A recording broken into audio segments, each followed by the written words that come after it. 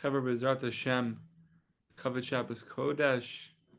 Hope everyone's doing well. Purim, Mamish Purim in a couple of days. So exciting. So we're going to do it. Tefillah B'Shem Kol Yisrael. Sorry about the hour. For Pesach, Reuven Beit Yosef Asar Bracha Bas Yehudi Yisrael Bas Bas Asher Bas Bas Asana Reuven Ben and every Neshama Klal Yisrael Tova Bas Chana Shal Ben Chana Leah Tova Bas Peril in Lunish Ba Yehudi Bracha Bas Nechama Merher Neshama Have an Aliyah. May we always strengthen ourselves a complete faith. In particular, may we have the strongest faith when we leave the tent of Torah to engage in mundane affairs. Give holy faith the power to draw out and elevate all holiness and fallen sparks that fell into all things in the world from the creation until this day. Raise them up and bring them back to the original place, the place that was their tent before, more firmly than ever. May no one be driven away from you. In your vast compassion, help us engage in business honestly. May our inner thoughts be attached to and connected to the Torah, even when we are engaged in business. So, Hashem, halacha l'maisa, halacha b'shem kol Yisrael. If a congregation does not have a reader who can read the Megillah with the constellations properly, he may read even without the constellations, as long as he pronounces the words properly, so that the meaning of the words does not change. For if, for example, he read and said, Mordechai Yoshev,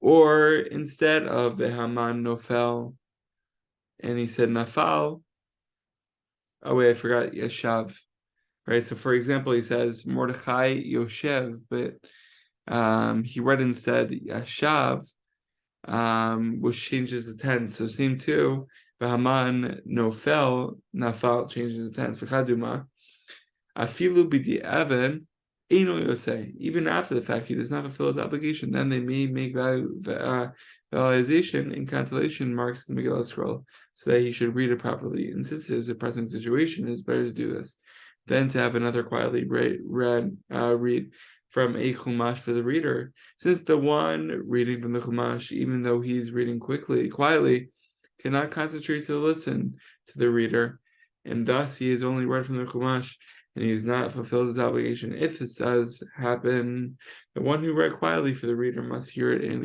read again from a valid Megillah scroll. Chavra Seif 18, gotta go over again. That's a shame. Chavra, continuing our search for action in this world while also being bittul, mishloch manot, something so beautiful. The third Nakuda that Rav Itchmar points out is bittul on the inside, action on the outside. This also teaches us that throughout the year, a person must act in the world as a messenger of the Creator.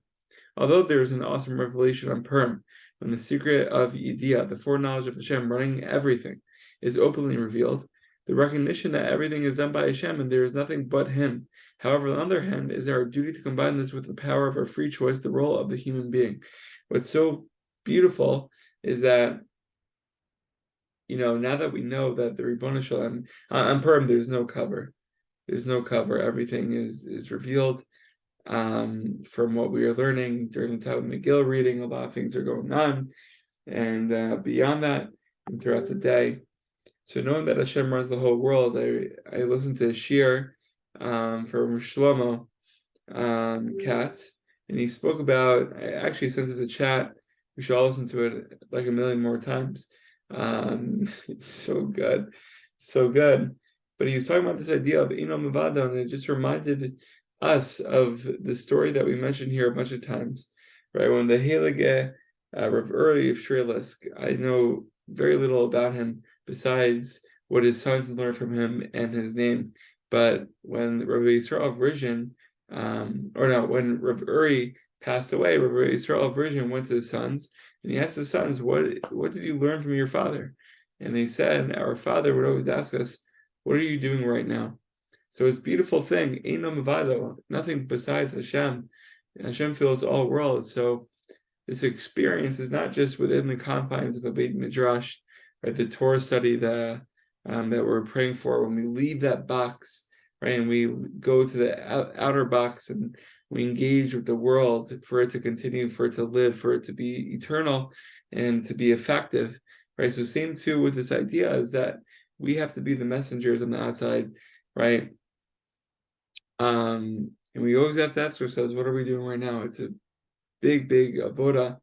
All right, that could mean taking out the garbage. That could mean making a coffee for a roommate, for a wife, for taking care of the children, whatever it may be. What are we doing right now? What's our avoda? And that's very connected to the shir that Rosh Shlomo gave, and I recommend clicking on the link. That is in the previous of one's heart. One can know that everything is Hashem, but in the Chitzonius, his practical conduct, he'll behave as if he is the doer. This is how a person must act while remembering that really Hashem alone is the true doer. Right? Hashem is giving us the kochot.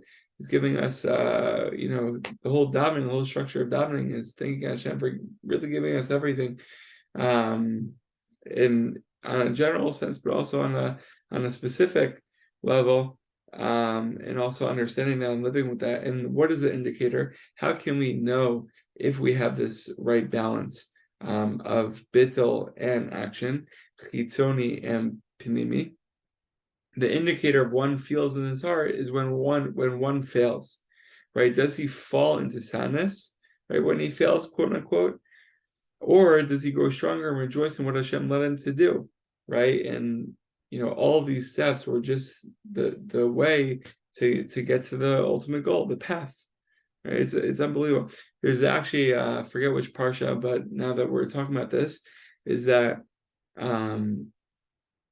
Rav Yaakov Klein in Sparks of Berdichev read it like a couple of years ago, but I just remember this idea. But it's connected to what we're going through. Yeah, right. So we're on a horse. A person's on a horse, and there's a fork in the road.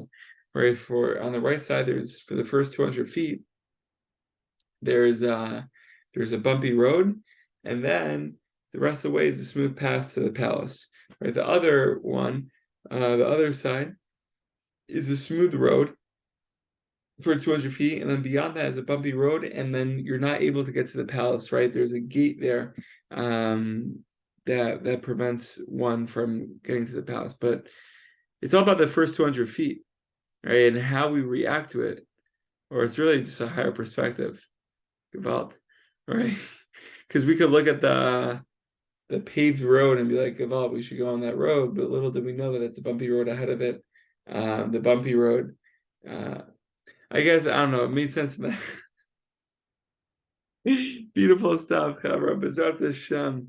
But the bumpy road, the first 200 feet, and then beyond that, the paved road to the palace, that's on both sides, right? Are we, or no?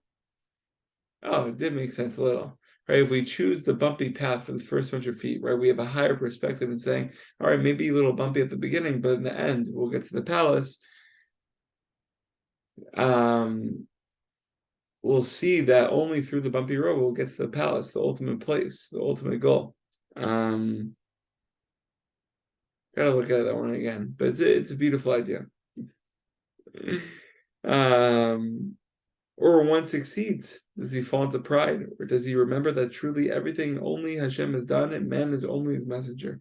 So after Hashem, we should have this holy patience, this holy balance, and this higher perspective in life. And not, like Rav Shlomo says so beautifully, there's two types of nevuah. There's a nevuah that one is able to see 10 years down the line, 20 years down the line. But then there's the highest nevuah, which is seeing right now.